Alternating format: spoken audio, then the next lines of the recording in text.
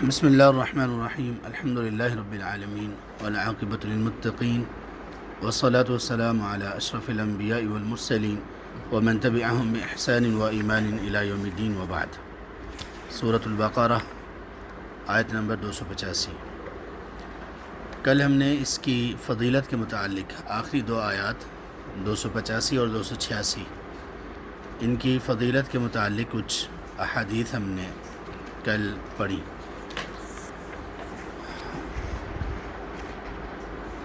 جن سے ہمیں یہ معلوم ہوا کہ یہ دونوں آیات عام نوعیت کی یا معمولی آیات نہیں ہیں، بلکہ اللہ تعالیٰ کے ہاں ان کا بڑا ہی مقام و مرتبہ ہے۔ ایک تو یہ کہ اس میں صحابہ رضی اللہ عنہم کے ایمان کو آزمایا گیا اور وہ 100% اپنے ایمان کے امتحان میں پورے اترے، تو جتنا انہوں نے اخلاص پیش کیا اللہ تعالیٰ نے اتنی ہی آسانی پیدا کر دی، ان کے لیے بھی اور قیامت تک آنے والے تمام مسلمانوں کے لیے۔ اور اس کے ساتھ ہی صحابہ رضی اللہ عنہم کی فضیلت بھی معلوم ہوئی کہ کس طرح سے اللہ تعالیٰ نے ان کے ایمان کو ایک نمونہ بنا دیا تمام لوگوں کے لیے، قیامت تک آنے والے لوگوں کے لیے، اور ان کے تذکرے اشارتاً یا صراحتاً قرآن کریم کی آیات میں کئی جگہوں پر ملتے ہیں۔ کہیں اللہ تعالیٰ ان کو اولئک هم المؤمنون حقا یہ کہتے ہیں، کہیں پر اللہ تعالیٰ ان کو فإن آمنوا بمثل ما آمنتم به فقد اهتدوا یہ کہہ کر مخاطب کرتے ہیں، اور کبھی ان کو اللہ تعالیٰ محمد الرسول اللہ والذین آمنوا معه اشداء علی الکفار، یعنی اللہ تعالیٰ اپنے رسول کے اصحاب کی صلی اللہ علیہ وسلم تعریف قرآن کریم میں کرتے ہیں اور ان کو گارنٹی دیتے ہیں ان کے ایمان کی اور ان کے حقیقی مومن ہونے کی، اور پھر اس کے علاوہ رضی اللہ عنہم ورضوا عنہ یہ مقام و مرتبہ بھی سب سے بڑھ کر صحابہ رضی اللہ عنہم کو نصیب ہوا۔ دوسرا، ان آیات میں آیت نمبر 285 میں جو کہا گیا آمن الرسول بما انزل الیہ من ربہ والمؤمنون، کہ رسول ایمان لے آئے اس چیز پر جو رسول کی طرف نازل کیا گیا ان کے رب کی طرف سے۔ نازل کیا گیا؟ ایک تو قرآن ہے، انا نحن نزلنا الذکر، ایک یہ قرآن ہے، اور الذکر میں دوسری چیز حدیث ہے جو کہ وحی ہے۔ نبی صلی اللہ علیہ وسلم نے فرمایا الا وانی اوتیت القرآن ومثلہ معہ، خبردار مجھے قرآن دیا گیا اور قرآن جیسی ایک اور چیز دی گئی۔ تو قرآن جیسی چیز وہ حدیث ہے۔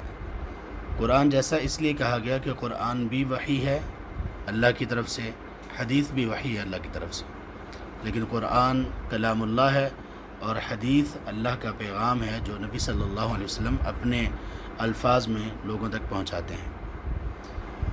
تو جو رسول صلی اللہ علیہ وسلم پر نازل کیا گیا، رسول سب سے پہلے خود اس بات کے مکلف ہیں اور ان پر سب سے پہلے فرض ہے کہ وہ ان آیات پر ایمان لائیں جو اللہ نے وحی کر کے ان کی طرف نازل کی، قرآن کی آیات ہوں یا دوسرے پیغامات ہوں، سب سے پہلے رسول صلی اللہ علیہ وسلم خود ان پر ایمان لاتے ہیں۔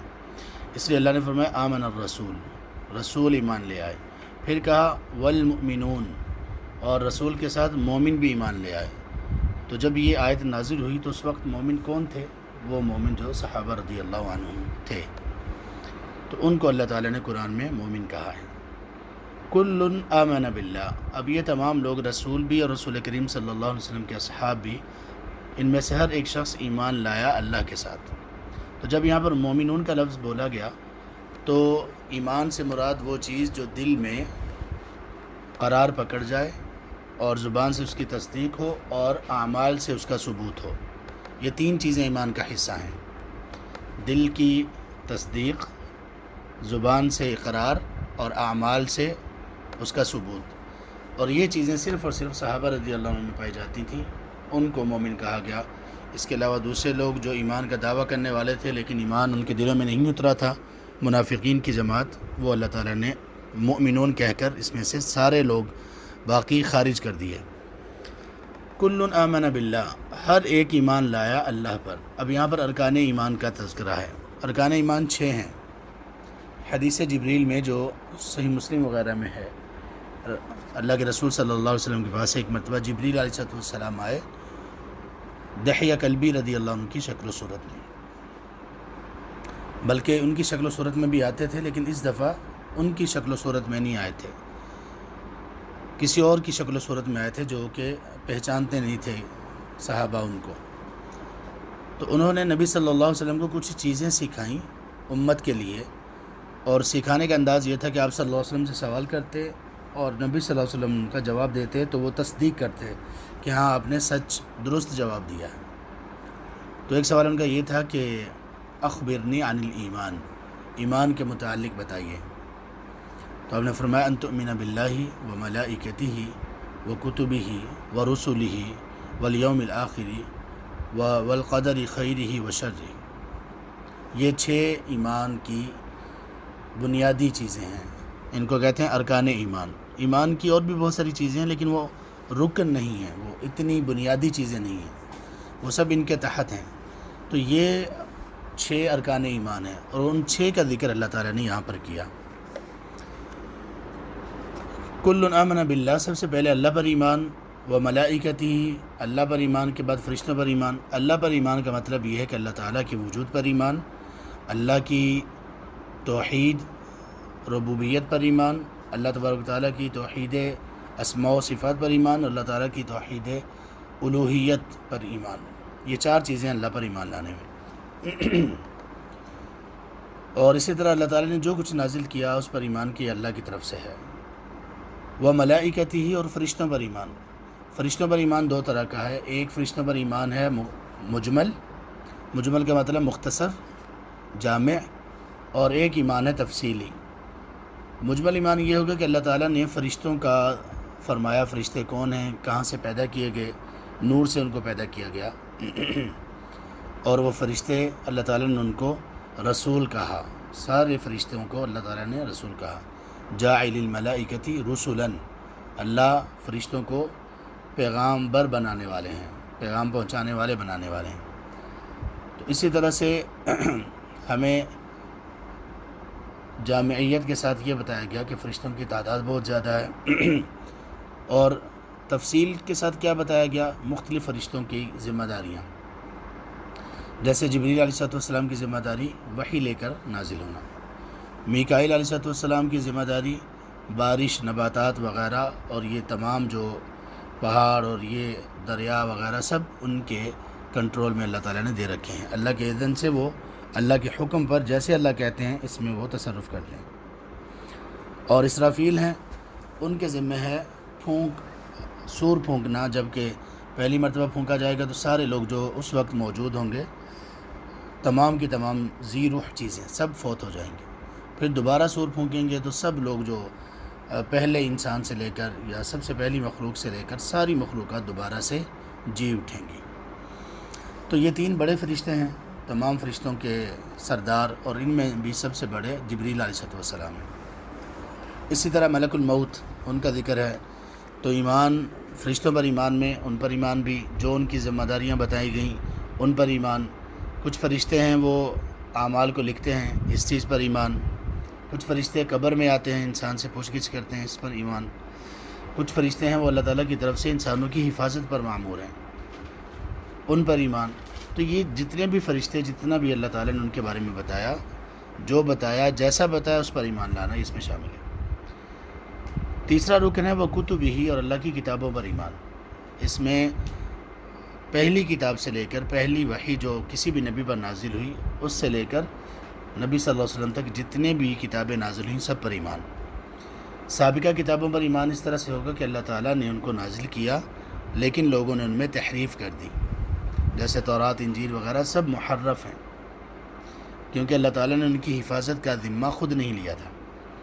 لیکن جو قرآن ہے، قرآن کو اللہ نے کہا وَمُهَيْمِنًا عَلَيْهِ، قرآن سابقہ تمام کتابوں کا نگران ہے، ان میں جتنے بھی احکامات ایسے تھے جو اس امت میں ہونے چاہیے تھے یا قیامت تک رہنے چاہیے تھے، قرآن نے وہ سارے اپنے اندر سمو لیے، اور کامل اور پوری شریعت ہے قرآن میں۔ اور یہ ایسی کتاب ہے کہ جس کو کوئی بدل نہیں سکتا، کوئی چینج نہیں کر سکتا، کوئی کمی بیشی اس میں نہیں کر سکتا۔ یہی سبب ہے کہ 1450 سال ہونے کو ہیں، 1441 سال گزر چکے، لیکن کوئی بھی اس میں کوئی تحریف نہیں کر سکا، جبکہ اس سے پہلے تقریباً 700 کے قریب سال یہ بھی گزرے تھے کہ عیسیٰ علیہ السلام کی کتاب انجیل میں بہت زیادہ تحریفات ہو چکی تھیں. تو کتابوں کا سلسلہ اللہ تعالیٰ نے قرآن پر ختم کیا. یہ سب چیزوں پر ایمان. ورسول ہی چوتھے نمبر پر ہے رسولوں پر ایمان. تمام رسول اللہ تعالیٰ نے، رسول یہ اللہ تعالیٰ کے زمین میں پیغامبر ہیں. اللہ تعالیٰ نے انتہائی برگزیدہ صالحین اور انتہائی باحیا ان لوگوں کو اپنی رسالت کے لیے چنا اور لوگوں کی خیرخواہی اور بلائی کے لیے ان کو اللہ تعالیٰ نے مبعوث فرمایا، یعنی ان کی ذمہ داری لگائی، اور پھر لوگوں کی رہنمائی کے لیے کہ لوگوں کو بتائیں کہ اللہ نے آپ لوگوں کو کیوں پیدا کیا اور زندگی کس لیے ہے، یہ بتانے کے لیے اللہ تعالیٰ نے ان پر وحی نازل کی. کچھ انبیاء کو کتابیں دی گئیں اور کچھ انبیاء کو صرف وحی کی گئی. کچھ انبیاء کے نام بتا دیے گئے اور اکثر انبیاء کے نام نہیں بتائے گئے. تو جتنا ہمیں بتایا گیا ہم ان پر ایمان لائیں گے، اور جتنا ہمیں اشارتاً بتایا گیا ہم اس پر اشارتاً ایمان لائیں گے. جو ہمیں تفصیلاً بتایا گیا ہم تفصیلاً ایمان لائیں گے. رسولوں پر ایمان کے سلسلے میں ایک یہ بھی بات ہے کہ آخری رسول رسول اللہ صلی اللہ علیہ وسلم ہے. اس کے بعد کوئی رسول قیامت تک نہیں آنے والے. جو شخص آپ کے بعد بھی کسی رسول کا دعویٰ کرے گا، وہ امتی رسول ہو، وہ امتی نبی ہو، یا کوئی بھی ہو، کسی طرح سے بھی جو رسول اللہ صلی اللہ علیہ وسلم کے بعد نبوت کو جاری مانے گا تو وہ شخص اسلام سے خارج ہوگا. جیسے قادیانی، اس کو مرتد قرار دیا جائے گا. اور یہ آج تک مسلمانوں میں متفق علیہ عقیدہ رہا، اور یہ قادیانیوں نے، احمدیوں نے اس میں اپنے آپ کو اس میں نکال کے مرتد اپنے آپ کو بنا لیا. اللہ ان کو ہدایت دیں. تو یہ چار ہو گئے. لا نفرق بین احد من رسلی. تو ساتھ یہ بھی وہ اقرار کرتے ہیں تمام صحابہ رضی اللہ عنہم اور اللہ کے رسول کہ ہم رسولوں میں کسی کے درمیان فرق نہیں کرتے. فرق نہ کرنے کا مطلب یہ نہیں کہ تمام رسول برابر ہیں، نہیں. ان میں کچھ اولو العزم ہیں، کچھ زیادہ افضل ہیں، کچھ درجہ اور مرتبہ میں کچھ کم ہیں. مراد اس سے یہ کہ ہم اس میں کوئی فرق نہیں کرتے کہ فلاں تو رسول ہیں فلاں نہیں. عیسیٰ علیہ السلام اللہ کے رسول نہیں، یا موسیٰ علیہ السلام اللہ کے رسول نہیں. رسالت کے اعتبار سے ہم رسولوں کے درمیان کبھی فرق نہیں کرتے. وقالوا سمعنا واطعنا. اور انہوں نے کہا کہ اے اللہ ہم نے سن لیا اور ہم نے اطاعت کی. سمعنا واطعنا میں تقدیر پر ایمان آ گیا. کیسے آیا؟ اس لیے کہ ہم جو بھی سنتے ہیں یہ اللہ کی قدر کے موافق ہے. ہمارا اطاعت کرنا یہ اللہ کی قدر، اللہ کی تقدیر کے مطابق ہے. اللہ نے یہ سب چیزیں پہلے تقدیر میں لکھی ہوئی ہیں، اور یہ قدر ہے اللہ تعالیٰ کی. ہماری سماعتیں یہ اللہ کی قدر ہے، ہماری اطاعت یہ اللہ کی قدر ہے، اگرچہ اس میں ہمارا اختیار بھی شامل ہے. تو اس میں تقدیر پر ایمان آ گیا. 5 چیزیں ہو گئیں. غفرانک ربنا، اے ہمارے رب اب آپ ہمیں معاف کر دیجیے. یعنی ہم ایمان تو لے آئے، گویا کہ یہاں پر ایمان کو وسیلہ بنایا گیا ہے معافی کا. اللہ سے معافی مانگی گئی اور وسیلہ ایمان کو بنایا گیا. وَإِلَيْكَ الْمَصِيرُ. اور یا رب آپ کی طرف ہی لوٹنا ہے. لوٹنے میں کون سا ایمان کا رکن آ گیا؟ آخرت پر ایمان. لوٹنا کب ہوگا؟ جیسے ہی ہماری دنیا میں آنکھیں بند ہوں گی تو ہم اللہ کی طرف لوٹ جائیں گے. آخرت کی پہلی منزل قبر آ جائے گی. تو الیک المصیر کہہ کر آخرت پر ایمان بھی آ گیا. تو تقدیر پر ایمان کا معنی کیا ہے کہ اللہ تعالیٰ نے جو کچھ ہونے والا تھا وہ لکھ لیا، اور یہ چیز اللہ تعالیٰ کے وسیع ایمان پر دلالت کرنے والی ہے. یہ تقدیر کی وجہ سے، تقدیر لکھنے کی وجہ سے اللہ نے انسانوں کو مجبور نہیں کیا کہ اب ان کے اختیار میں کچھ نہیں ہے. ایسا مطلب نہیں ہے. جس نے یہ مطلب لیا وہ گمراہ ہو گیا. اور نہ ہی تقدیر کا یہ مطلب ہے کہ ہر بندہ اپنی مرضی کا مالک ہے، جو مرضی کر لے، کوئی کسی کا اختیار نہیں ہے. تو تقدیر جو بھی ہے، جس طرح کی بھی ہے، اللہ تعالیٰ نے لکھ لی، اور یہ اصل میں اللہ کے وسیع تر علم کا نام ہے. تقدیر کا مطلب یہ ہے کہ ازل سے ابد تک، ابتدا سے آخر تک جو کچھ ہونے والا ہے اللہ تعالیٰ کو علم تھا اور اللہ نے وہ لکھ دیا. اور آخرت پر ایمان کا مطلب کیا ہے کہ آخرت کے بارے میں جتنی باتیں ہمیں بتائی گئی ہم ان کو من و عن تسلیم کریں گے. موت کی ہچکی سے لے کر، فرشتوں کے نظر آنے سے لے کر، ملک الموت کا روح قبض کرنا، آسمانوں کی طرف روح کا جانا، پھر واپس قبر میں لوٹا دیا جانا، اس سے لے کر جنت اور جہنم تک جتنی باتیں ہمیں بتائے گی ہم ان پر اسی طرح سے ایمان لائیں گے جیسے بتائے گی، کوئی کمی بیشی نہیں کریں گے۔ تو یہ اس آیت کا عمومی تھوڑا سا مفہوم ہے۔